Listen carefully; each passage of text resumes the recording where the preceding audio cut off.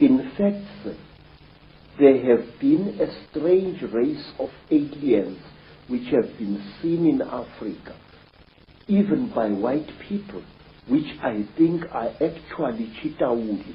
When you run and the thing chases you, it stops immediately when a car's headlights hit it and it becomes blind.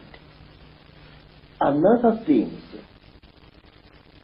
we are told amongst our people that a Sangoma must always have a bogo.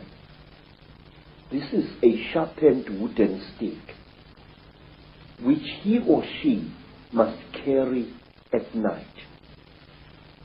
We are told that a sharpened stick is the only weapon by which you can kill a Chitauri.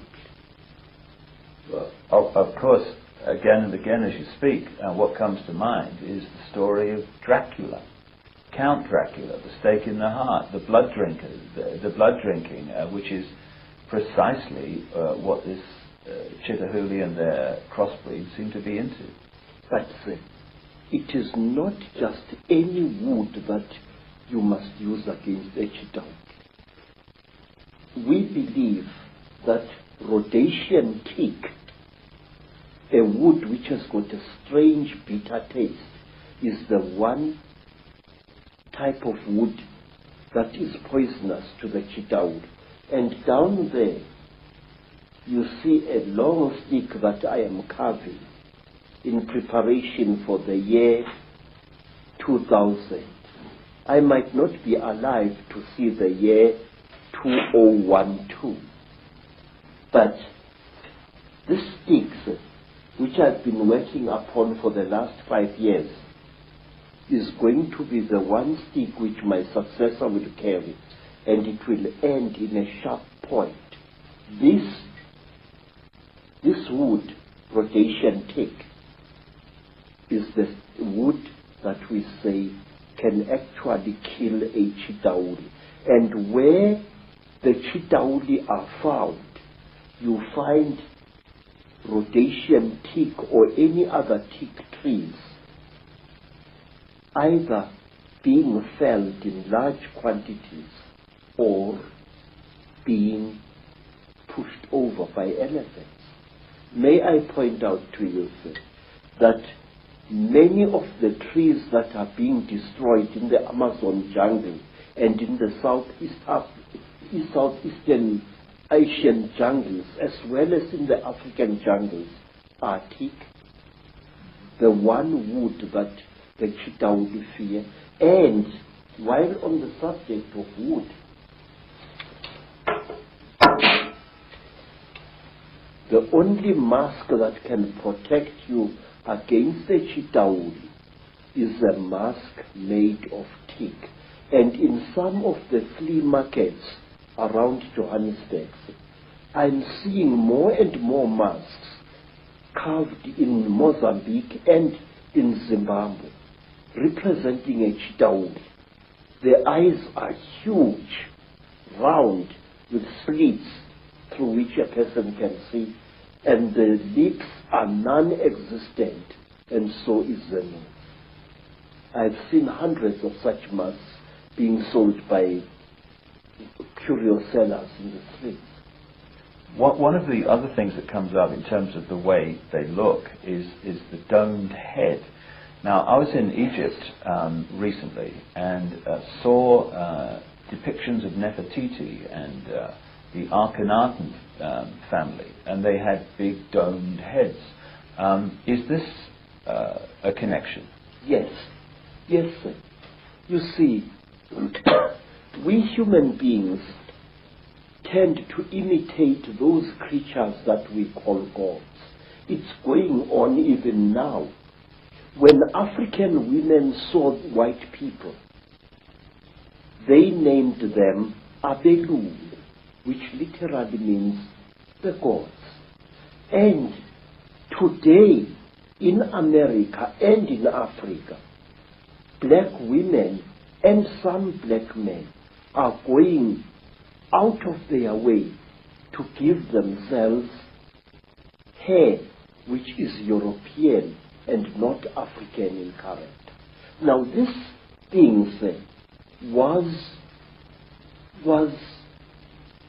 it dates back thousands of years. First of all,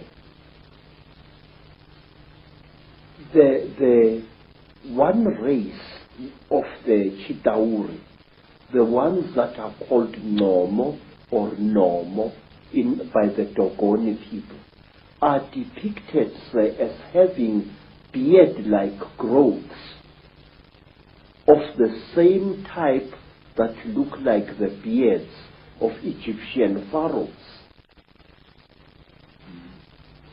They are shown having, it is said that when a Chitauri gets very old, after tens of thousands of years, he or she develops a bone-like growth under the chin which twists around like the horn of that kind of fish-like creature I saw in Europe in a picture called a narwhal.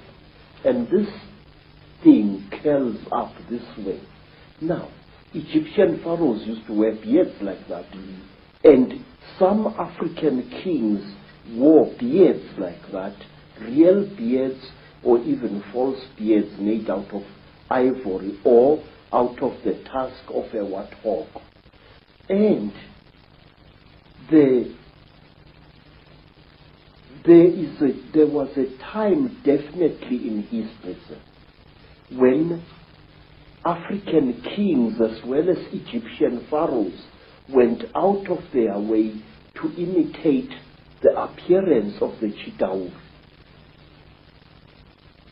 Queens like Nefertiti had their faces misrepresented by the court painters. They looked exactly like the Chitauri as near as possible. The high cheekbones, the drooping chin, the unusually large head. African sangomas, African inyangas, ancient Egyptian pharaohs, all of them used to wear headdresses that made their heads look much larger than they actually were. If you look, say, at the crown, certain crowns worn by Egyptian kings, the whole head, the crown, is intended to be an extension of the pharaoh's head, to give the pharaoh an appearance of above average intelligence. In Africa, we had kings who favored headdresses made out of the scrotums of elephants or rhinoceroses or even buffaloes. A scrotum which was dried and made bulbous and worn on the head by the king to make his head look larger than it was. And lastly, in ancient Greece, at the time when Greece reached the great heights in its culture and civilization, the great ruler Pericles used to wear a special soldier's helmet with a bulbous skull, a helmet which made his head look much bigger than it really was.